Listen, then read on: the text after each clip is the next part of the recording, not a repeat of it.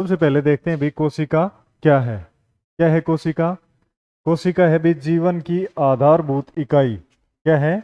जीवन की आधारभूत इकाई। आधारभूत इकाई क्यों बोलते हैं अभी? इस पे बात करते हैं अभी। आधारभूत इकाई क्यों बोलते हैं अभी? क्योंकि कोशिका है, कोशिका जीवन का आधार है। आधार किस तरीके से है अभी कि कोई भी बिल्डिंग देखते हैं हम, बिल्डिंग में जो सबसे छोटी चीज लगी हुई है वो क्या चीज होती है अभी? ईंट। तो कोई भी बिल्डिंग में हम ईंट देखते हैं, ईंट किस तरीके से लगी हुई है, ईंटों ने लग के पूरी बिल्डिंग का निर्माण किया है। उसी तरीके से हम कोई भी जीव देखते हैं, कोई भी जीव का मतलब भी, चाहे हम पेड़ पौधे देखते हैं, चाहे जीव जंतु देखते हैं, चाहे हम खुद के शरीर को देखते हैं, तो वो किस चीज से मिलकर बने हुए हैं भी? कोशिकाओं से। तो आधारभूत इकाई क्या होगी भी? हमारे शरीर की कोशिकाएं। अगर बिल्डिंग की बात करें, बिल्डिंग की आधारभूत इकाई क्या होगी भी? कोशिका।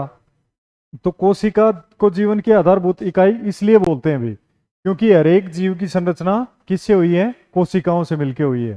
कोशिकाओं ने मिलके उत्तक का निर्माण किया है, उत्तक मिलके फिर अंग का निर्माण करते हैं, अंग मिलके अंग तंत्र का निर्माण करते हैं। तो एक बार देख लेते हैं कोशिकाएं सबसे छोटी इकाई किस तरीके से किस किस चीज का निर्माण होता है। तो देखते हैं भी, सबसे छोटी इकाई क्या बताया था भी? कोशिका। सबसे छोटी इकाई। बहुत सारी कोशिकाएं मिलके क्या किस चीज का निर्माण करती हैं? उत्तक का। उत्तक का निर्माण किया। फिर उत्तक एक टाइप के उत्तक या अलग अलग प्रकार के उत्तक मिलके अंग का निर्माण करेंगे भी। अंग। अंग के बाद बनाते हैं भी, बहुत सारे अंग इकट्ठे मिलके एक साथ कार्य करते हैं तो उसको बोलते हैं अंग तंत्र। अंग तंत्र मिलके किस चीज का की फॉर्मेशन करते हैं भी? जीव की। तो ये है कोई भी जीव, कोई भी जीव का शरीर किस चीज से मिलकर बना हुआ है? अंग तंत्र से। अंग तंत्र से का मतलब क्या हो गया भी? अलग अलग अंग लगे रहते हैं। जैसे हमारे शरीर की बात करें हम, हमारे शरीर में आंखें हैं, कान है, मुंह है, हाथ हैं, पैर हैं, हृदय है, किडनी है, सभी क्या है? अंग है। अंग सारे मिलके एक साथ काम करते हैं तो उसको बोलते हैं अंग तंत्र। अंग। अंग तंत्र किससे मिलके, अंग तंत्र किससे बना हुआ है भी? अंगों से। अलग अलग अंगों से, अंगों की फॉर्मेशन। अंग किससे बनते हैं? उत्तक से। उत्तक किससे बने हुए हैं? कोशिका से। तो क्या बोल सकते हैं भी? जीवन की सबसे, कोई भी जीव की सबसे छोटी इकाई क्या है भी? कोशिका। कोशिका किसी भी जीव की सबसे छोटी इकाई होगी। तो ये बोल सकते हैं भी हम कि जीवन की आधारभूत इकाई क्या है? जीव क्या है भी? जीव के अंदर जीवन तो है, जीवन की आधारभूत इकाई क्या होगी? कोशिका। तो ये चीज क्लियर है। तो एक बार इंग्लिश में भी देख लेते हैं भी, सबसे छोटी यूनिट क्या होगी भी? कोई भी ऑर्गेनिज्म की सबसे छोटी स्मॉलेस्ट यूनिट क्या होगी? सेल। सेल मिलके क्या बनाती है भी? टिश्यू। टिश्यू मिलके क्या बनाते हैं? ऑर्गन। ऑर्गन मिलके बनाते हैं ऑर्गन सिस्टम। ऑर्गन सिस्टम से फिर ऑर्गेनिज्म की फॉर्मेशन होती है भी। ये बन गया ऑर्गेनिज्म। और ऑर्गेनिज्म मिलके क्या बनाते हैं? या बात करें हम, बहुत सारे जीव, बहुत सारे इकट्ठे जीव इकट्ठे हो जाते हैं तो किस चीज की निर्माण करते हैं? ऑर्गेनाइजेशन। ऑर्गेनाइजेशन का निर्माण करेंगे, ऑर्गेनाइजेशन से समाज का निर्माण होगा। तो ये जीवन की सबसे छोटी इकाई होगी कोशिका। अब कोशिका के बारे में और बातें जो हमारे पेपर में पूछी जाती हैं जो हमें पता होनी चाहिए वो क्या है भी? कोशिका की खोज। सबसे पहली चीज रहेगी भी कोशिका की खोज। कोशिका की डिस्कवरी। कोशिका की खोज किसने की थी? कोशिका की खोज की थी भी, ये बात हमें पता होनी चाहिए, रॉबर्ट हुक। रॉबर्ट हुक ने, रॉबर्ट हुक ने सबसे पहले कोशिका की खोज की थी। कब की थी भी? कई बार ये भी चीज पूछ ली जाती है। 1665 में, 1665। 1665 में रॉबर्ट हुक ने कोशिका की खोज की थी। कोशिका का साइज है, कोशिका के साइज की अगर हम बात करें तो कोशिका का साइज है वो बहुत छोटा होता है, उसको हम नंगी आंखों से नहीं देख सकते। तो उसको देखने के लिए किस चीज की जरूरत पड़ेगी भी? सूक्ष्मदर्शी। आजकल जो सूक्ष्मदर्शी देखते हैं हम बहुत ज्यादा एडवांस है, लेकिन जब कोशिका की खोज की थी, रॉबर्ट हुक ने कोशिका की खोज की थी तो किस सूक्ष्मदर्शी से देखा था भाई? उसको एक साधारण सूक्ष्मदर्शी की सहायता से उसको देखा गया था, जिसमें क्या था? एक आवर्धित लेंस लगा हुआ था बस, और कुछ भी नहीं था। आवर्धित लेंस की सहायता से कोशिका को देखा गया था सबसे पहले। तो ये बात होगी भी कोशिका की खोज।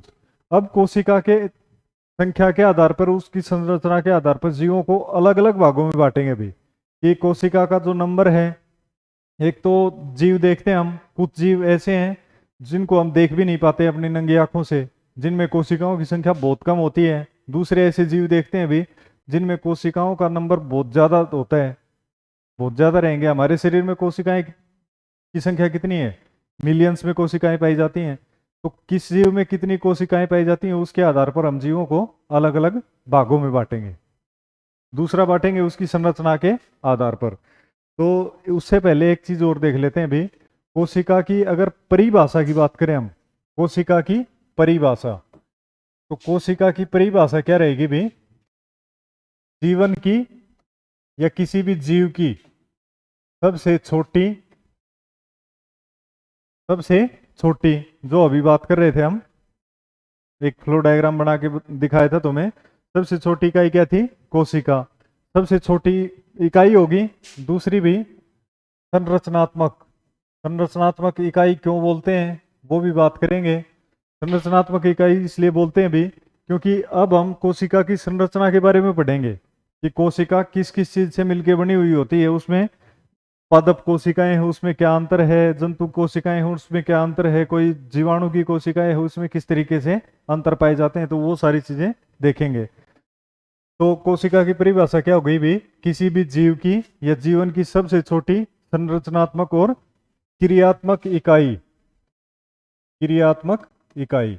अब बात आ जाएगी भी कि कोशिका है उसको क्रियात्मक इकाई क्यों बोलते हैं। क्रिया का मतलब क्या होता है भी? जो भी कार्य किया जाता है, क्रिया, जो भी कार्य किया जाता है, तो उसके आधार पर क्रिया का मतलब क्या हो गया? कार्य। तो हर एक कोशिका है जो हमारे शरीर में, उसका कोई ना कोई कार्य रहेगा भी, उसका कोई ना कोई क्या रहेगा? कार्य। तो देखो कोशिका क्या है? किसी भी जीवन की या किसी भी जीव की सबसे छोटी इकाई। सबसे छोटी इकाई हमने देखी थी, सबसे छोटी इकाई कोशिकाएं मिलके क्या बनाएंगी? उत्तक।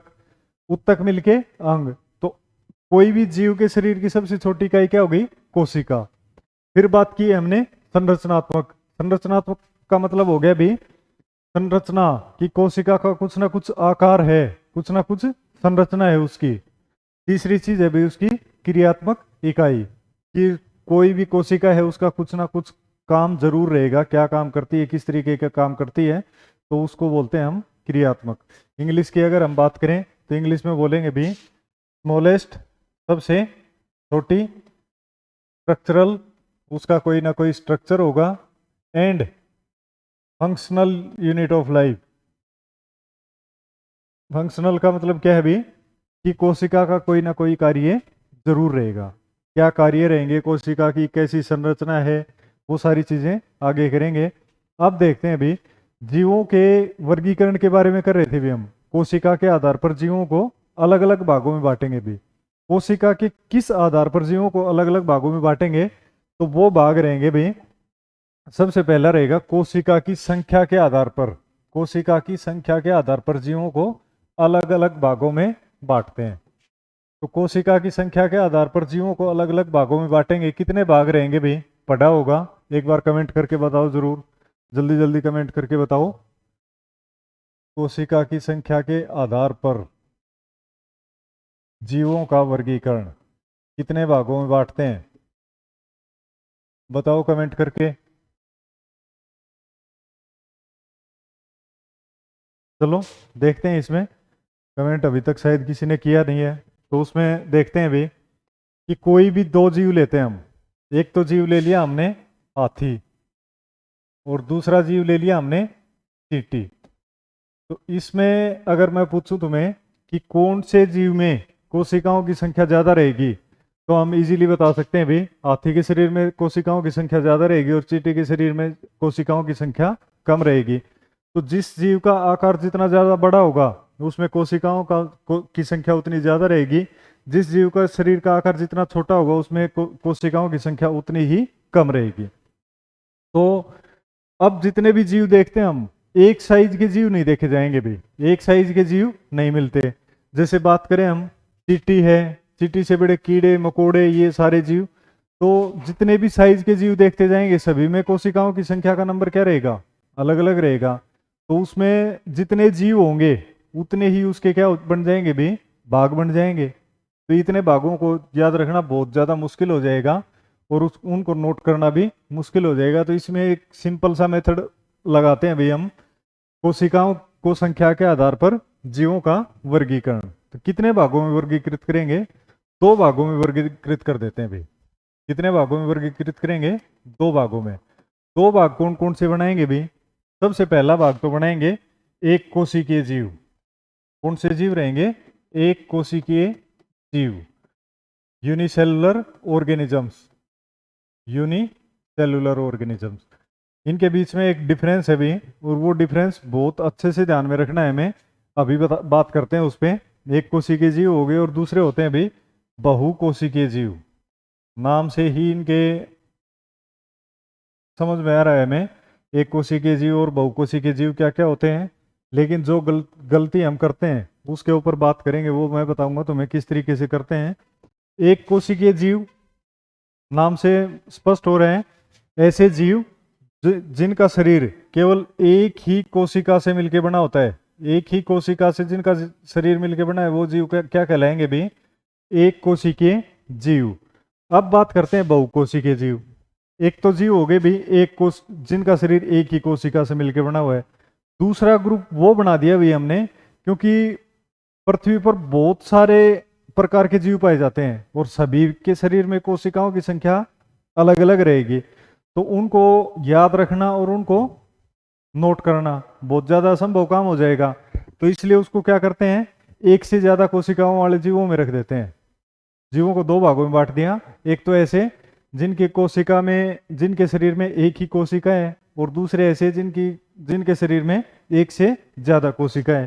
तो इसमें लिखेंगे भी एक से ज़्यादा कोशिकाएं जिस जीव में पाई जाती हैं वो क्या कहलाते हैं, बहुकोशिकीय जीव।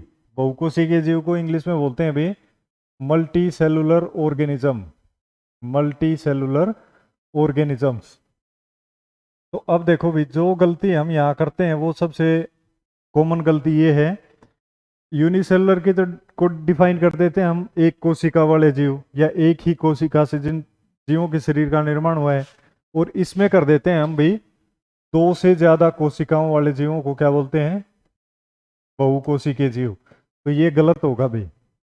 सही डेफिनेशन क्या होगी, एक से ज्यादा। एक तो हो गए एक कोशिका और एक हो गए एक से ज्यादा कोशिकाओं वाले। तो दो प्रकार के जीव हो गए भाई।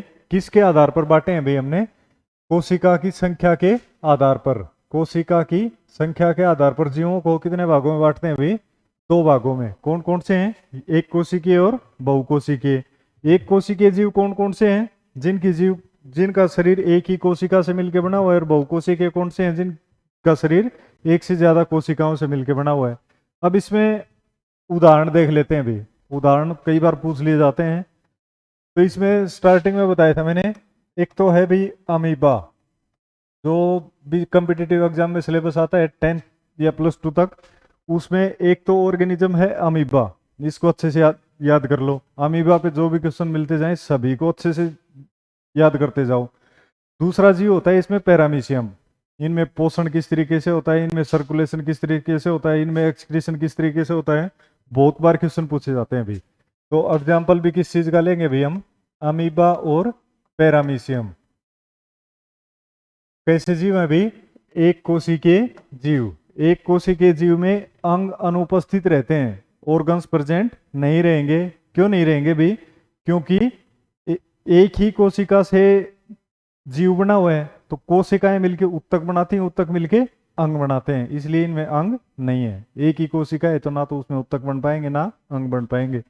बहुकोशिकीय जीव, बहुकोशिकीय जीव में जो भी चीज आप देखते हो, जो भी जीव जानवर, जो भी चीज हमें नंगी आंखों से दिखाई देती है, वो सभी क्या रहेंगे भाई, बहुकोशिकीय जीव। फॉर एग्जाम्पल गाय, भैंस, मनुष्य, सभी क्या रहेंगे भाई, बहुकोशिकीय जीव। देखो हमने कोशिका की को संख्या के आधार पर जीवों का वर्गीकरण किया है। कितने भाग बन गए भाई इसके, दो भागों में, एक तो एक कोशिका वाले और दूसरे एक से ज्यादा कोशिका वाले जीव। एक कोशिकीय जीव उदाहरण अमीबा और पैरामीशियम, बहुकोशिकीय गाय भैंस बकरी भेड़ हाथी जिराफ, जितने भी जीव देखते हैं हम सभी उसमें आ जाएंगे भी। अब कोशिका का दूसरे टाइप से वर्गीकरण करते हैं भी, कोशिका की संरचना के आधार पर जीवों को कितने भागों में बांटते हैं भी। तो दूसरा वर्गीकरण हो जाएगा भी कोशिका की संरचना के आधार पर, कोशिका की संरचना के आधार पर जीवों को कितने भागों में वर्गीकृत किया गया है। संरचना के आधार पर कितने भागों में वर्गीकृत करते हैं भी, दो भागों में। उसको भी कितने भागों में वर्गीकृत करते हैं, दो भागों में। दोनों ही भाग बहुत ज़्यादा इंपॉर्टेंट होते हैं भाई, दोनों भागों के बारे में पूछा जाता है क्या क्या डिफरेंस है उसमें। तो दोनों भाग, पहले दोनों भागों के नाम लिखते हैं भी। पहला है प्रोकैरियोटिक, प्रोकैरियोटिक ऑर्गेनिजम्स। दूसरे होते हैं भी यूकैरियोटिक, दूसरे क्या होते हैं, यूकैरियोटिक जीव। ये तो हो गए प्रोकैरियोटिक जीव और ये हो गए यूकैरियोटिक जीव। तो इनमें जो डिफरेंस होता है किस चीज के आधार पर है भाई, संरचना के आधार पर। संरचना क्या बताई थी, उसकी बनावट। तो उसकी बनावट की अगर हम बात करें, जो चीज हम आगे चल के डिस्कस करेंगे उसमें आएगा भी कोशिका की संरचना, या ये बात करेंगे हम कोशिका के कितने भाग होते हैं, कोशिका के कितने भाग होते हैं। तो कोशिका के मुख्य तीन भाग होते हैं भी। तीन भाग कौन कौन से होते हैं, सबसे पहला तो लगेगा भी प्लाज्मा झिल्ली, प्लाज्मा मेम्ब्रेन। इनके बारे में आगे डिस्कस करेंगे भी, अभी एक बार इसके भाग भाग बता देता हूं मैं। सबसे पहला भाग तो कौन सा हो गया, प्लाज्मा झिल्ली। दूसरा भाग होता है भी इसका केंद्रक, दूसरा भाग क्या है, केंद्रक। तीसरा भाग होता है भी कोशिका द्रव्य। तो इनमें अगर हम बात करें तो सबसे महत्वपूर्ण भाग कौन सा है भी इसका, केंद्रक। केंद्रक में कौन सी चीजें पाई जाती हैं भाई, कोशिका के केंद्रक में आनुवंशिक इकाई पाई जाती है जो डीएनए और आरएनए की फॉर्म में मौजूद रहती है। डीएनए आरएनए क्या होते हैं इसके बारे में बात करेंगे। तो केंद्रक के आधार पर या केंद्रक की संरचना के आधार पर जीवों को दो भागों में बांट दिया भाई हमने, एक प्रोकैरियोटिक जीव हो गए और दूसरे यूकैरियोटिक जीव हो गए। प्रोकैरियोटिक जीव कौन से हैं और यूकैरियोटिक जीव कौन से हैं, मेन डिफरेंस किस चीज पे रहेगा, केंद्रक की संख्या के आधार पर। तो इसमें देखते हैं भी किस तरीके से इनमें डिफरेंस है। तो यूकैरियोटिक कोशिकाओं के बारे में देखते हैं पहले, यूकैरियोटिक कोशिकाएं क्या होती हैं। यूकैरियोटिक कोशिकाएं वो कोशिकाएं रहेंगी भी जिसमें सच्चा केंद्रक मौजूद रहेगा, सच्चा केंद्रक मौजूद रहेगा। वो कोशिकाएं कौन सी रहेंगी, यूकैरियोटिक कोशिकाएं। अगर इंग्लिश की अगर हम बात करें तो ट्रू न्यूक्लियस प्रेजेंट। अब ट्रू न्यूक्लियस क्या होता है, किस तरीके से काम करता है, या किस चीज को ट्रू न्यूक्लियस बोलते हैं, उसके ऊपर बात करेंगे। तो ट्रू न्यूक्लियस जिस कोशिका में रहेगा उसको क्या बोलेंगे भी, यूकैरियोटिक कोशिकाएं या यूकैरियोटिक जीव। प्रोकैरियोटिक किस चीज को बोलेंगे भी, प्रोकैरियोटिक बोलेंगे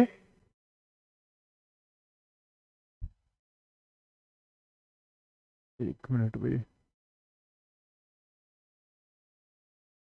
प्रोकैरियोटिक किसको बोलेंगे भी, प्रोकैरियोटिक उन जीवों को बोलेंगे जिनकी कोशिका में, किसमें भी, जिनकी कोशिका में सच्चा केंद्रक मौजूद नहीं होता, सच्चा केंद्रक मौजूद नहीं होता।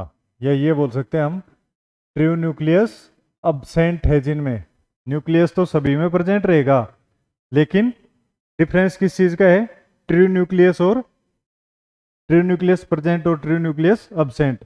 तो इसमें लिख सकते हैं अभी true nucleus absent, true nucleus जिनमें अब्सेंट रहेगा वो। तो अब देखो भी, प्रोकैरियोटिक तो वो हो गए जिनमें सच्चा केंद्रक मौजूद नहीं है, यूकैरियोटिक वो हो गए जिनमें सच्चा केंद्रक मौजूद है। अब देखते हैं भी सच्चा केंद्रक क्या होगा। केंद्रक कोशिका के तीन भाग हो गए, प्लाज्मा झिल्ली, केंद्रक और कोशिका द्रव्य। तो एक बार देख लेते हैं भी, आगे चल के ये चीज हमने थोड़ा एक्सप्लेन करना है। सबसे मध्य में या सबसे केंद्र में एक संरचना पाई जाती है जिसको क्या बोलते हैं अभी? केंद्रक। केंद्र में पाई जाती है इसलिए क्या बोलते हैं इसको? केंद्रक।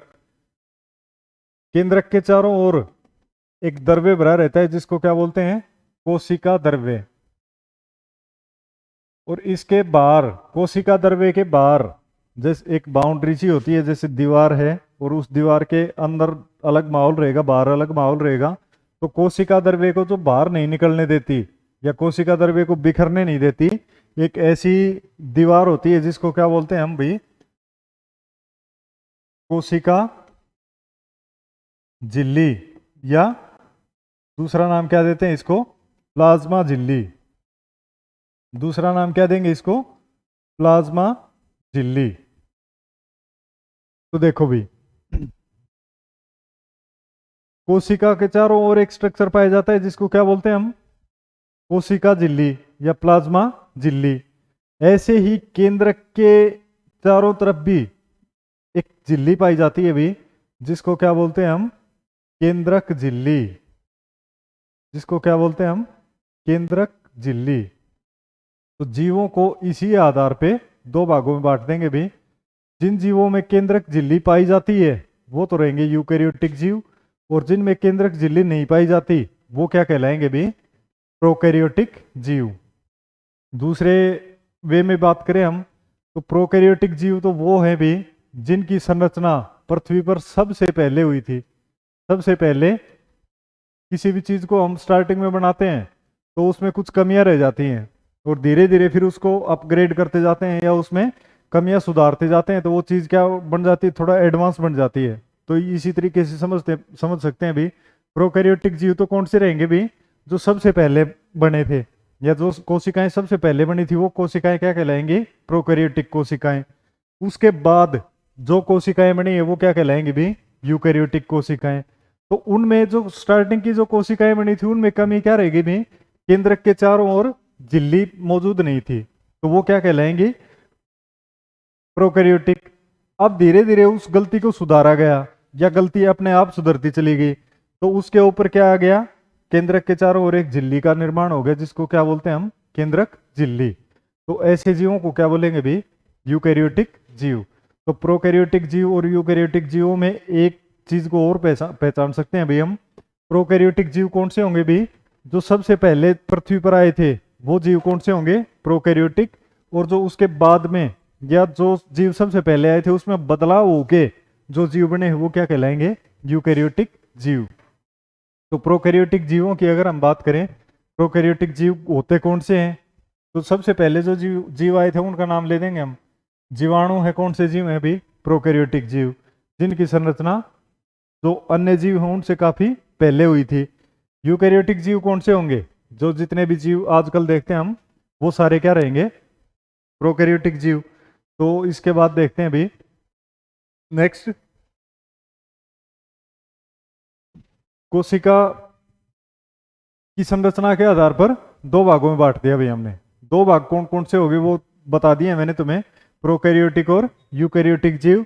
इनमें किस चीज का अंतर है वो अंतर हम बताएंगे, बता चुके हैं। प्रोकैरियोटिक जीव जिनमें सच्चा केंद्रक मौजूद नहीं है। केंद्रक की भी बात कर ली। सच्चा केंद्रक किसको बोलेंगे भी? जिसके चारों ओर केंद्रक झिल्ली मौजूद रहेगी वो सच्चा केंद्रक। जिसके चारों ओर केंद्रक झिल्ली नहीं है वो सच्चा केंद्रक नहीं है। तो बिना सच्चे केंद्रक वाले कौन से हो गए? प्रोकैरियोटिक। और सच्चे केंद्रक वाले हो गए यूकैरियोटिक। अब बात करेंगे भी हमने बात कर ली भी कोशिका की खोज किसने की थी। कोशिका का मुख्य स्ट्रक्चर है वो किस तरीके का होता है, कौन कौन से भाग होते हैं उसके। अब बात करेंगे भी हम, दो चीज और पढ़ ली हमने। कोशिका की संख्या के आधार पर जीवों को कितने भागों में बांटते हैं और कोशिका की संरचना के आधार पर जीवों को कितने भागों में बांटते हैं। अब बात करेंगे भी हम कोशिका की साइज की। कोशिका की साइज। तो पहली बात तो ये चीज मैंने बताई है तुम्हें कि कोशिका का जो आकार है वो इतना छोटा होता है कि उसको हम नंगी आंखों से नहीं देख सकते। दूसरी बात कि कोशिका में एक चीज का आइडिया लगा सकते हैं हम कि जो जीव जितना बड़ा रहेगा उसकी कोशिकाएं भी क्या रहेंगी? बड़े साइज की रहेंगी। तो ये चीज क्या हो जाएगी भी? गलत। कोशिका का साइज या कोशिका का आकार किस चीज पर निर्भर करेगा भी? कोशिका के कार्य के आधार पर, कि कोशिका किस प्रकार का कार्य करती हैं उसके आधार पर उसकी कोशिकाओं का साइज छोटा और बड़ा रहेगा। तो इसमें बात करते हैं अभी कोशिका की साइज।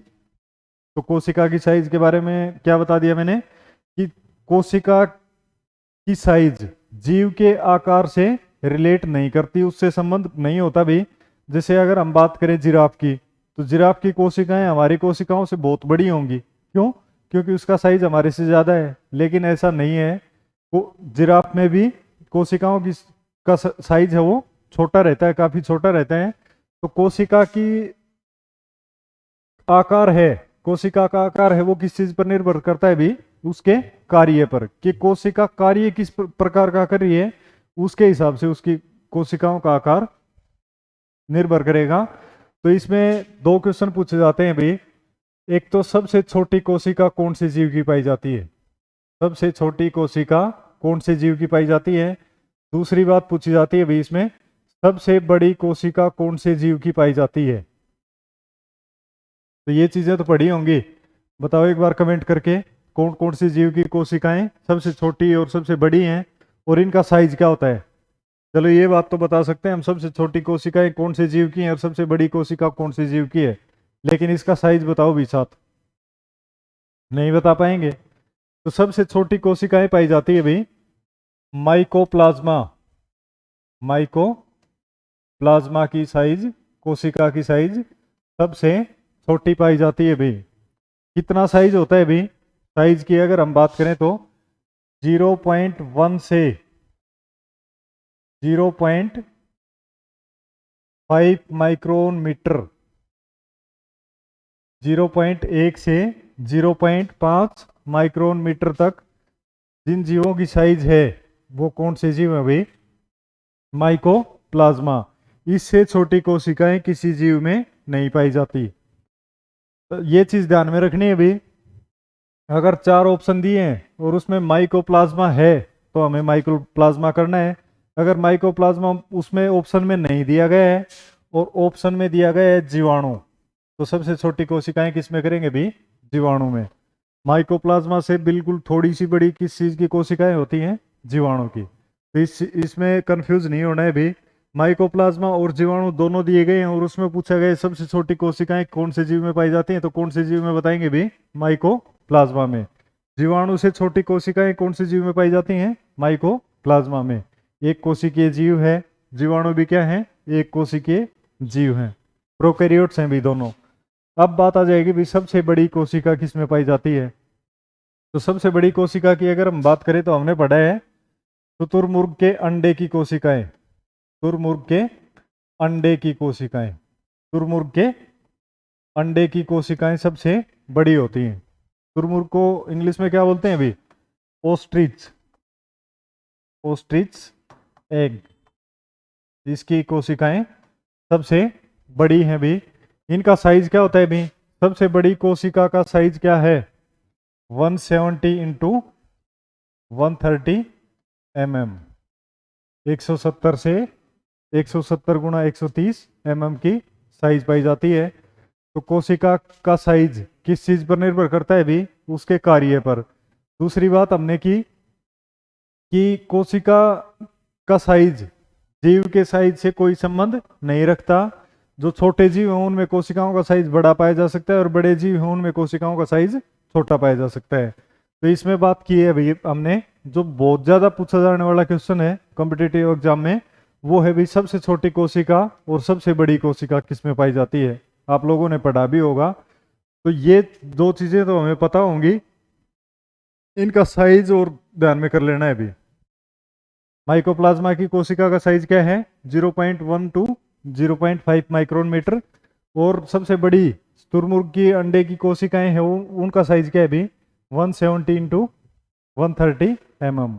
अब बात करें भी, यहाँ पे बात आ गई अंडे की। तो एक क्वेश्चन पूछा जाए तुम्हारे से कि मुर्गी के अंडे में कोशिकाओं की संख्या कितनी है? मुर्गी के अंडे में कोशिकाओं की संख्या कितनी पाई जाती है? एक बार कमेंट करो भी जल्दी से, जल्दी जल्दी कमेंट करके बताओ। क्वेश्चन है मुर्गी के अंडे में कोशिकाओं की संख्या कितनी पाई जाती है? ऑप्शन भी दे देता हूं भाई तुम्हें। एक तो है 12, 24, 8 और 1। जल्दी जल्दी कमेंट करो भाई, कितनी कोशिकाएं पाई जाती हैं? किसी का कमेंट नहीं आया भी। तो देखो, मुर्गे के अंडे की कोशिकाओं की अगर बात करें हम, तुरमुर्ग के अंडे की कोशिका की बात की हमने। तुरमुर्ग के अंडे की कोशिका का साइज क्या है? 170 से 130 mm। उस कितनी कोशिकाएं पाई जाती हैं उसमें?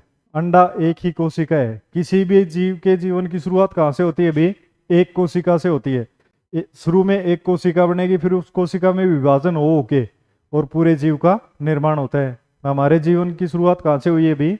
एक कोशिका से। एक कोशिका में विभाजन होते जाएगा और उसका क्या बनेगा? पूरा शरीर बन जाता है। अलग अलग ऊतक बनते हैं, ऊतक से अंग बन जाते हैं, अंग तंत्र बन जाते हैं और जीव का निर्माण होता है। तो मुर्गी के अंडे की कोशिकाओं की बात कर रहे थे हम। तो कितनी कोशिकाएं पाई जाती हैं भाई उसमें? एक कोशिकाएं। मुर्गे का अंडा एकल कोशिका है, एक ही कोशिका पाई जाती है उसमें। ये चीजें ध्यान में रखनी है भाई। साइज के आधार पर कोशिकाओं को कितने भागों में बांटा जाता है। अब बात करते हैं भाई हम कोशिका का आकार या कोशिका के भाग। कोशिका के कितने भाग होते हैं अभी बताया था मैंने। कोशिका के 3 मुख्य भाग होते हैं अभी। कोशिका के भाग, पार्ट्स ऑफ सेल। तो पार्ट्स ऑफ सेल की अगर हम बात करें तो 3 मुख्य भाग रहेंगे भी। अभी बता दिया था मैंने, एक बार जल्दी जल्दी फिर से बता देता हूं। सबसे पहला भाग रहेगा बीच में प्लाज्मा झिल्ली। जो कोशिका के चारों ओर एक आवरण पाया जाता है उसको बोलते हैं हम कोशिका झिल्ली। दूसरा भाग होता है बीच का कोशिका द्रव्य, साइटोप्लाज्म। जो कोशिका के अंदर एक द्रव्य भरा रहता है उसको बोलते हैं हम कोशिका द्रव्य। तीसरी चीज होती है बीच में केंद्रक। तीसरी और सबसे महत्वपूर्ण, कोशिका के अगर सबसे महत्वपूर्ण भाग की बात करें हम तो सबसे महत्वपूर्ण भाग कौन सा होगा भी? केंद्रक। अभी बात करेंगे किस तरीके से है केंद्रक सबसे महत्वपूर्ण, किस तरीके से नहीं है। तो सबसे पहला हो गया भाई plasma membrane. Plasma membrane. Plasma membrane का क्या काम है भी? कि कोशिका के अंदर जो भी कोशिका द्रव्य भरा हुआ है और केंद्रक है उसको बाहर के वातावरण से अलग करती है। या इस तरीके से डिफाइन कर सकते हैं भी हम, एक कोशिका है, ये दूसरी कोशिका है, तो उसके बीच में जो मटेरियल भरा हुआ है, कोशिका द्रव्य भरा हुआ है, उसको एक दूसरे से अलग करती है। तो उसका स्ट्रक्चर किस तरीके से बना सकते हैं अभी हम? ये एक बाउंड्री है कोशिका के चारों ओर जो क्या करती है? कोशिका के अंदर जो भी मटेरियल है उसको बाहर बिखरने से रोकती है। तो ये क्या होगी? प्लाज्मा मेम्ब्रेन, प्लाज्मा झिल्ली। दूसरा है भी कोशिका द्रव्य। कोशिका द्रव्य को इंग्लिश में बोलते हैं भी साइटोप्लाज्म। साइटोप्लाज्म क्या है भी? कोशिका के अंदर एक जेली जैसा द्रव्य भरा रहता है जिसमें कोशिकांग पाए जाते हैं। अलग अलग प्रकार के कोशिकांग पाए जाते हैं। कोशिकांग क्या होते हैं उसके बारे में बात करेंगे। तो कोशिकांग जिस भाग में पाए जाते हैं वो क्या कहलाता है? कोशिका द्रव्य, साइटोप्लाज्म। तीसरा और सबसे महत्वपूर्ण भाग है भी न्यूक्लियस, केंद्रक। केंद्रक अभी बात कर रहे थे हम। केंद्रक कहाँ पाया जाता है भी? कोशिका में, कोशिका के मध्य में या कोशिका के केंद्र में। अब क्वेश्चन ये पूछा जा सकता है भी, जो केंद्रक है वो एक आइडिया दिया है भी हमने कि केंद्र में पाया जाएगा। अगर जंतुओं की बात करें हम तो जंतुओं में केंद्र में पाया जाता है, और पौधों की बात करें तो पौधों में केंद्र से थोड़ा हटके मिलेगा, केंद्र से थोड़ा साइड में मिलेगा। क्यों मिलता है, क्या कारण है, वो चीज देखते हैं हम। वो चीज करेंगे भी हम जब कोशिकांग के बारे में पढ़ेंगे तब। कोशिकांग में एक कोशिका है भाई जिसको रिक्तिका बोलते हैं। रिक्तिका का साइज बड़ा होने के कारण पादपों में केंद्रक है वो केंद्र से या मध्य से थोड़ा इधर उधर पोजीशन मिल सकती है उसकी। तो कोशिका के मुख्य भाग कितने हैं भी? 3। प्लाज्मा मेम्ब्रेन, कोशिका द्रव्य और तीसरा है केंद्रक। केंद्रक को सबसे महत्वपूर्ण भाग क्यों बोला गया है भी? अब देखो, कोशिका को सबसे महत्वपूर्ण भाग इसलिए बोलते हैं भी केंद्रक के ऊपर एक घनी संरचना पाई जाती है, सघन संरचना पाई जाती है, जिसको बोलते हैं हम न्यूक्लियोलस। क्या बोलते हैं जिसको? न्यूक्लियोलस। केंद्रक के ऊपर एक और घनी संरचना पाई जाती है, जिसको बोलते हैं हम केंद्रिका। केंद्रक के ऊपर केंद्रिका, केंद्रिका के ऊपर क्रोमोसोम। क्रोमोसोम क्या होते हैं भाई? गुणसूत्र। क्रोमोसोम क्या है?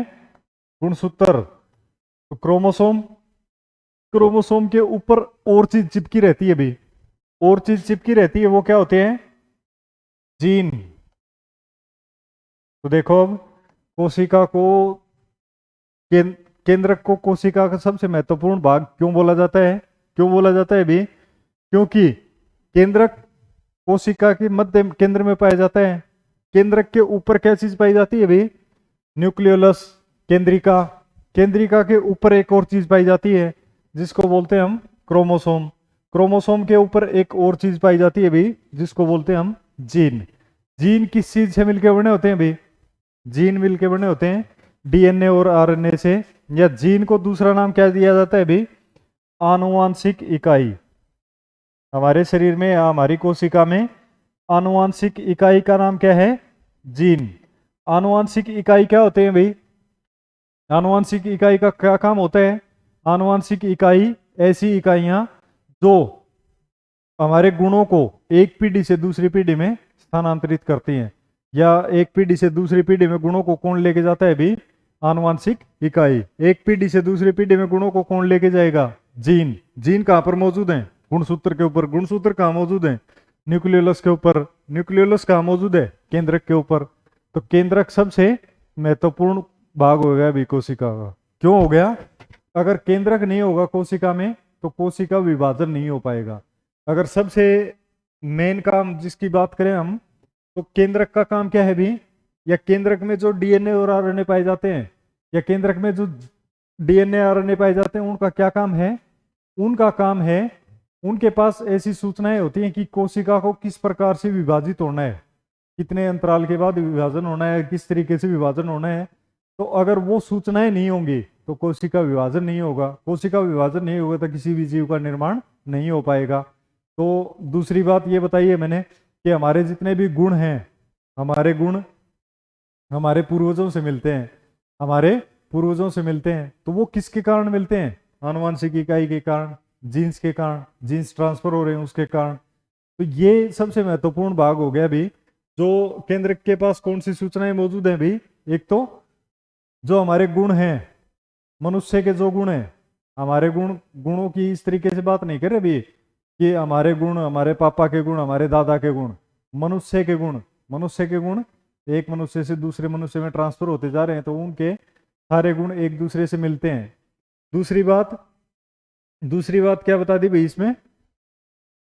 दूसरी बात है कि कोशिका को विभाजित किस प्रकार से होना है। कोशिका को विभाजित किस प्रकार से होना है वो सूचनाएं भी सारी किसके पास है? केंद्रक के पास। तो इसलिए इसको सबसे महत्वपूर्ण भाग बोला गया है। अब बात करते हैं भी हम, प्लाज्मा झिल्ली के बारे में कर लिया, कोशिका द्रव्य के बारे में कर लिया और केंद्रक के बारे में कर लिया। अब इसमें देखते हैं भी कोशिका द्रव्य में क्या क्या चीजें मौजूद रहती हैं, क्या क्या उनका काम है, और प्लाज्मा झिल्ली है वो किस किस चीज के मिलके बनी होती है, कितना उसका आकार है, क्या उसका काम है, और किस प्रकार की उसकी प्रकृति है। तो उसके बारे में करते हैं। सबसे पहले करेंगे भी हम कोशिका प्लाज्मा झिल्ली के बारे में, प्लाज्मा मेम्ब्रेन के बारे में। तो प्लाज्मा मेम्ब्रेन, प्लाज्मा झिल्ली, एक बार जल्दी जल्दी कमेंट करके बता दो भी प्लाज्मा झिल्ली किस किस पदार्थ की बनी होती है। प्लाज्मा मेम्ब्रेन कौन कौन सी चीज की बनी होती है? जल्दी कमेंट करो भी एक बार। प्लाज्मा मेम्ब्रेन प्रोटीन और वसा की बनी होती है भी, प्रोटीन और वसा की मिलके बनी होती है। दूसरी बात अगर हम करें इसकी प्रकृति कैसी होती है, तो प्लाज्मा मेम्ब्रेन किस प्रकार की प्रकृति होती है भी? रंध्र। रंध्र क्या होता है भी? रंध्र का मतलब है छिद्र, छोटा सा छिद्र। क्षय का मतलब होता है भी सहित, क्षय का मतलब हो गया सहित, रंध्र का मतलब हो गया बिल्कुल छोटे छोटे छिद्र। तो कैसी प्रकृति है इसकी, इसमें बिल्कुल छोटे छोटे छिद्र पाए जाते हैं। छोटे छोटे छिद्र किस प्रकार पाए जाते हैं, क्या काम है उनका, किस तरीके से काम करते हैं, वो देखेंगे। तो प्लाज्मा मेम्ब्रेन का स्ट्रक्चर बताया था भी, सबसे बाहरी आवरण, सबसे बाहरी परत है, इसमें छोटे छोटे छिद्र पाए जाते हैं भी। कोशिका या प्लाज्मा झिल्ली है, उसके ऊपर छोटे छोटे छिद्र पाए जाते हैं। छिद्रों का क्या काम है भी, जो पदार्थ या जो मटेरियल कोशिका के अंदर जिनकी जरूरत है उनको कोशिका के अंदर जाने देती है, सिर्फ उन्हीं को कोशिका के अंदर जाने देगी। बाकी जो भी पदार्थ रहेंगे, बाकी जो भी मटेरियल है उनको कोशिका अपने अंदर नहीं जाने देती। इसलिए जो सरंध्र है इसको बोलते हैं भी इंग्लिश में सिलेक्टिवली परमिएबल। सिलेक्टिवली का मतलब क्या है भी, सिलेक्टिवली का मतलब हो गया कि कुछ सिलेक्टेड पदार्थों को, सिलेक्टिवली वर्ड किससे बना है, सिलेक्टेड से। सिलेक्टेड क्या मतलब क्या हो गया, चुने गए या चुने हुए पदार्थ जिनको वो अंदर जाने देगी या बाहर आने देगी। परमिएबल का, परमिएबल वर्ड बने भी परमिशन से, परमिशन। तो इसका मतलब क्या हो गया भी कि कोशिका की जो बाहरी आवरण है, प्लाज्मा झिल्ली है, वो कुछ पदार्थों को तो कोशिका के अंदर और बाहर जाने देगी, या उनको अंदर और बाहर जाने की परमिशन देगी, और बाकी को ना तो वो अंदर जाने देगी और ना बाहर आने देगी। इसलिए उसको बोलते हैं भाई सिलेक्टिवली परमिएबल या सरंध्र। तो कोशिका प्लाज्मा झिल्ली की जो प्रकृति है वो किस तरीके की होती है भाई, सरंध्र होती है। वो कुछ पदार्थों को अंदर जाने देती है, कुछ को बाहर जाने देती है, बाकी को ना अंदर जाने देगी ना बाहर आने देगी। दूसरा क्वेश्चन इसमें यह पूछा जाता है भी कि प्लाज्मा झिल्ली है वो किस किस पदार्थ की मिलकर बनी होती है, तो प्रोटीन और वसा की मिलकर बनी होती है, और उसमें छिद्र पाए जाते हैं। इतना ही करेंगे इसमें। दूसरा अगर कई बार पूछ लिया जाता है इसमें कि जो प्लाज्मा झिल्ली है उसके क्या कार्य होते हैं, तो क्या कार्य रहेंगे भी इसके। कार्यों के बारे में तो अभी बता ही दिया था मैंने, क्या कार्य होते हैं इसके। कोशिका प्लाज्मा झिल्ली के कार्य हैं भी इसके कि कोशिका झिल्ली के अंदर जो भी पदार्थ हैं उसको बाहरी वातावरण से अलग रखती है भी। कोशिका के अंदर जो भी मटेरियल पाया जाता है उसको बाहरी वातावरण से अलग रखती है। क्लियर है। तो इसमें दो चीजें कर ली भी हमने। कोशिका के 3 भाग थे, 3 भागों में से 2 भाग कर लिए हमने। पहला तो कर लिया था केंद्रक, दूसरा कर लिया था भाई हमने प्लाज्मा झिल्ली, प्लाज्मा मेम्ब्रेन। अब तीसरे भाग के बारे में देखते हैं भाई। तीसरा भाग है वो, उसकी इंपॉर्टेंस अपनी जगह है, महत्वपूर्ण भाग है, तीनों ही महत्वपूर्ण भाग है, लेकिन सबसे महत्वपूर्ण भाग कौन सा है, केंद्रक। तो तीसरा भाग देखते हैं भी। तीसरा भाग है कोशिका द्रव्य। कोशिका द्रव्य में बहुत सारी संरचनाएं पाई जाती हैं भी, बहुत सारी संरचनाएं पाई जाती हैं जो अंगों के समान कार्य करती हैं। जो किसके समान कार्य करती हैं भी, अंगों के समान कार्य करती हैं। जैसे हम अगर हमारे शरीर की बात करें तो हमारे शरीर में जैसे अलग अलग अंग हैं, जैसे किडनी है, लीवर है, आंखें हैं, कान हैं, ये अलग अलग कार्य करते हैं। उसी तरीके से कोशिका द्रव्य में कुछ संरचनाएं पाई जाती हैं जो अंगों के समान कार्य करती हैं। समझ गए। जैसे हमारे शरीर में अंग कार्य करते हैं वैसे अंगों के समान कार्य करती हैं, तो उनको बोलते हैं भी कोशिकांग। देखो इसके नाम से भी महसूस हो रहे हैं, उनको क्या बोलते हैं भी, कोशिकांग, कोशिका अंग। इसको अगर संधि छेद करके लिखे हम, कोशिका प्लस अंग, तो इसमें ये चीज ध्यान में रखनी है भी, कोशिका के अंग नहीं है, कोशिका के अंग नहीं है, पर कोशिका के अंगों के जैसे कार्य करते हैं। जैसे हमारे शरीर में अंग कार्य करते हैं वैसे ही कोशिका अंग है, कोशिकांग है, वो कोशिका के अंगों के जैसे कार्य करते हैं। अलग अलग पाए जाते हैं ये। इनको क्या क्या नाम से पुकारा जाता है, क्या क्या काम है इनके, तो एक बार देख लेते हैं। जो जो इम्पोर्टेंट है उनके बारे में करेंगे हम सिर्फ। तो कोशिकांग, एक बार कोशिकांग देख लेते हैं कौन कौन से पाए जाते हैं कोशिका के अंदर। तो कोशिकांग, सबसे पहले तो कोशिकांग देखो भी, इसको इंग्लिश मीडियम में जो भी भाई पढ़ रहे हो वो देख लें। सेल ऑर्गेनलीज नाम दिया जाता है इनको, ऑर्गन से बना है ऑर्गेनली।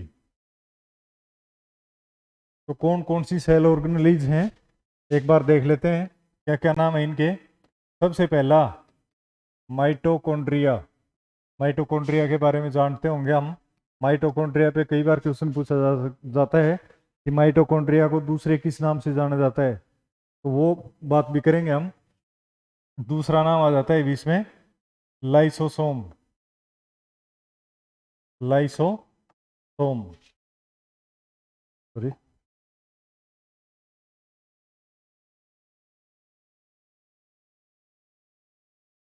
लाइसोसोम। तीसरी चीज की अगर हम बात करें तो उसमें पाया जाता है भी राइबोसोम। हिंदी में भी नाम सेम रहेंगे भी इनके। चौथी जो चीज पाई जाती है वो है भी प्लास्टिड।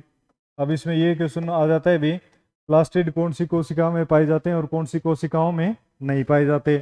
पांचवी चीज की अगर हम बात करें, पांचवी चीज की अगर हम बात करेंगे तो पांचवी चीज कौन सी पाई जाती है भी एंडोप्लाज्मिक रेक्टिकुलम। अंतर्द्रव्य जालिका जिसको बोलते हैं, एंडोप्लाज्मिक रेक्टिकुलम।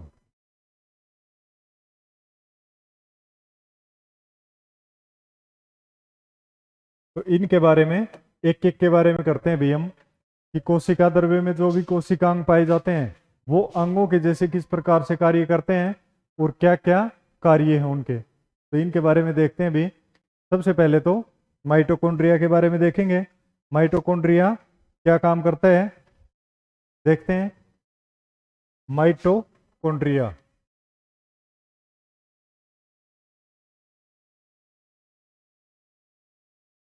माइटोकॉन्ड्रिया को दूसरे किस नाम से जाना जाता है, या माइटोकॉन्ड्रिया का दूसरा नाम क्या है? जल्दी जल्दी कमेंट करो भी एक बार। माइटोकॉन्ड्रिया सबसे कॉमन ऑर्गेनली है जिसके बारे में हम जानते हैं, बताओ कमेंट करके एक बार।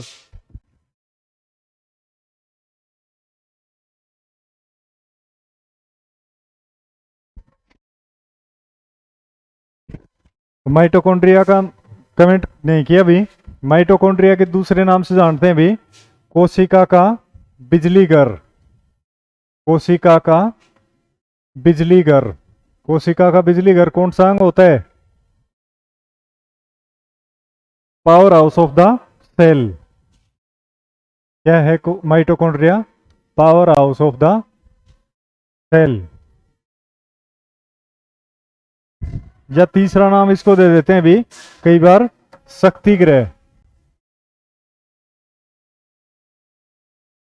शक्ति ग्रह, जहां से शक्ति का उत्पादन होता है, जहां से ऊर्जा का उत्पादन होगा, वो कौन सा कोशिकांग है भी? माइटोकॉन्ड्रिया। अब इसमें कई बार ये क्वेश्चन पूछ लिया जाता है भी कि मानव शरीर में जो ऊर्जा है या जो शक्ति है वो किस फॉर्म में प्रोड्यूस होती है? ऊर्जा या शक्ति कौन से फॉर्म में प्रोड्यूस होती है? तो ऊर्जा या शक्ति किस फॉर्म में प्रोड्यूस होती है भी? एटीपी की फॉर्म में। हमारे शरीर में ऊर्जा किस रूप में बनती है? एटीपी की फुल फॉर्म में। कई बार एटीपी की फुल फॉर्म पूछ ली जाती है भी। एटीपी की फुल फॉर्म क्या है? Adenosine triphosphate. Adenosine triphosphate. तो बात अगर हम करें कि हमारे शरीर में ऊर्जा देने वाला पदार्थ कौन सा है, तो ऊर्जा देने वाला पदार्थ कौन सा हो गया भी? फॉस्फेट। हमारे शरीर में ऊर्जा कौन प्रदान करता है? फॉस्फेट। तो देखो एडिनोसिन ट्राइफॉस्फेट, फॉस्फेट हमारे शरीर में ऊर्जा प्रोवाइड करवाएगा। फॉस्फेट ट्राइफॉस्फेट सारी कहाँ से बनेगी भी? माइटोकॉन्ड्रिया में। माइटोकॉन्ड्रिया में एक बार बता देता हूँ किस तरीके से ऊर्जा का उत्पादन करता है। हमने इससे पहले कर लिया था भी पाचन के बारे में। पाचन के बारे में बात की थी। पाचन, अगर हम कार्बोहाइड्रेट के पाचन की बात कर रहे थे, कार्बोहाइड्रेट का पाचन होकर अंतिम उत्पाद क्या बना था? ग्लूकोज। ग्लूकोज को कहां पे मिला दिया था? ग्लूकोज को मिला दिया था भी रक्त में। रक्त में मिलके कहां पे बता दिया था कहां पे चला जाएगा ग्लूकोज? शरीर की हर एक कोशिका तक, या जहां पे भी ग्लूकोज की कमी रहेगी वहां तक ग्लूकोज जाता रहेगा। अब वहां पे इसका काम शुरू होता है भी, माइटोकॉन्ड्रिया का। तो देखो एक बार माइटोकॉन्ड्रिया के बारे में देख लेते हैं। पाचन के बारे में किया था, कार्बोहाइड्रेट का पाचन हो गया, क्या चीज बन रही थी, ग्लूकोज। ग्लूकोज कहाँ पे मिल गया था, रक्त में। रक्त ने उसको कहाँ पहुंचा दिया था, हर एक कोशिका तक, कोशिका के अंदर पहुंच गया था। कोशिका में कहाँ जाएगा, कोशिका द्रव्य में। कोशिका द्रव्य में फिर ग्लूकोज सिंपल भागों में टूट जाता है भी। फिर सिंपल भागों में टूटने के बाद कोशिका द्रव्य में क्या चीज प्रेजेंट रहती है भी, माइटोकॉन्ड्रिया। माइटोकॉन्ड्रिया के अंदर जाएगा। माइटोकॉन्ड्रिया क्या करेगा भाई उसको, अब दूसरा प्रोसेस यहाँ पे काम आएगा भी। दूसरा प्रोसेस था भी जो हमने अभी पढ़ा नहीं है, श्वसन। पहले क्लासेस में पढ़ के आए होंगे या जो भी बुक्स वगैरह है वहां पे पढ़ा होगा। श्वसन के दौरान जीव ऑक्सीजन गैस तो अंदर लेते हैं और कार्बन डाइऑक्साइड बाहर निकालते हैं। तो वो ऑक्सीजन अब क्या करती है भी, रक्त में सम्मिलित होती है। रक्त में सम्मिलित होकर कहाँ जाती है, कोशिका के अंदर। कोशिका से कहाँ जाएगी वो, माइटोकॉन्ड्रिया में। माइटोकॉन्ड्रिया में अब दो चीजें मिल जाएंगी भी, एक तो मिल जाएगा ग्लूकोज और दूसरी चीज मिल जाएगी ऑक्सीजन। तो ग्लूकोज और ऑक्सीजन जहां पे भी मिलेंगी, कहां पे मिलेंगे भी, माइटोकॉन्ड्रिया के अंदर। तो ग्लूकोज और ऑक्सीजन जब आपस में मिलती हैं तो उससे किस चीज का निर्माण होता है भी, एटीपी का। एटीपी को क्या बोलते हैं भी हम, ऊर्जा। इसलिए कोशिका का शक्ति घर किसको बोलते हैं, माइटोकॉन्ड्रिया को। माइटोकॉन्ड्रिया क्या है, हमारे कोशिका का बिजली घर, शक्ति ग्रह या powerhouse of the cell. किस तरीके से काम करता है वो मैंने तुम्हें बता दिया है। जो भी भोजन हम खाते हैं, भोजन में ज्यादा मात्रा किस चीज की रहेगी भी, कार्बोहाइड्रेट की। कार्बोहाइड्रेट का पाचन होने के बाद अंतिम उत्पाद क्या बनता है, ग्लूकोज। ग्लूकोज कहाँ पे मिल जाता है भी, रक्त में। रक्त को क्या बोलते हैं, परिवहन तंत्र, जो हमारे शरीर में पदार्थों को एक जगह से दूसरी जगह लेके जाएगा। ग्लूकोज को कहाँ ले गया, कोशिका में। कोशिका में कोशिका द्रव्य, और कोशिका द्रव्य के अंदर एक कोशिकांग पाया जाता है जो जिसका नाम है माइटोकॉन्ड्रिया। माइटोकॉन्ड्रिया के अंदर ग्लूकोज पहुंच गया। अब दूसरा सिस्टम साथ में काम करता है भी, साथ में पैरेलल चलते रहते हैं भी एक साथ। दूसरा है श्वसन। श्वसन में कोई भी जीव जब सांस लेते हैं तो ऑक्सीजन गैस अंदर लेते हैं और कार्बन डाइऑक्साइड बाहर लेते हैं। ऑक्सीजन जब शरीर के अंदर जाएगी तो वो किस में मिल जाती है, रक्त में। रक्त कहाँ जाएगा भी, हर एक कोशिका तक उसको ऑक्सीजन को छोड़ता जाएगा। ऑक्सीजन लास्ट एंड फाइनल कहाँ पहुंचती है, माइटोकॉन्ड्रिया के अंदर। माइटोकॉन्ड्रिया के अंदर उसको कौन मिलता है, ग्लूकोज। ग्लूकोज के साथ मिलकर किस चीज का उत्पादन करते हैं भी, वो एटीपी का या ऊर्जा का उत्पादन करते हैं, जिसको बोलते हैं हम कोशिका का बिजली घर। तो आज की क्लास में इतना ही करेंगे भाई हम। बाकी जो कोशिकांग बच गए नेक्स्ट क्लास में करेंगे। Thank you. कमेंट करके जरूर बताना भाई क्लास कैसी लगी। थैंक यू भाई सभी का।